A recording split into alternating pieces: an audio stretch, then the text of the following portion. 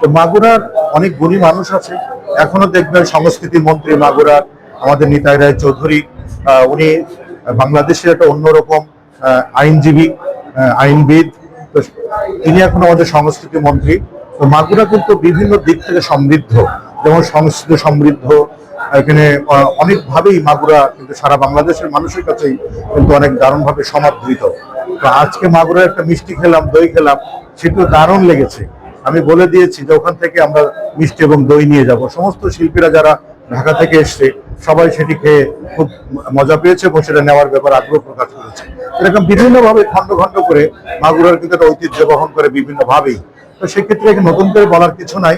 তো আমরা আশা করছি আজকে যে অনুষ্ঠানে এসছে, এখানে কালচারাল অনুষ্ঠান, নিতাই রায় চৌধুরী উনি সংস্কৃতি মন্ত্রী হয়েছেন, ওনাকে সম্বর্ধনা এবং স্কুলে বিশাল আকারে একটা অনুষ্ঠান হচ্ছে, সেই অনুষ্ঠানে আসতে পেরে আমি খুব খুশি হয়েছি। অনেক শিল্পী এসছেন, রিজা পারভেন এসছেন, অনন্যা এসছেন, আমাদের বন্ধুবর নাসির এসছেন, আমাদের পুরো টিম এসছে আমরা শিল্পকলা থেকে।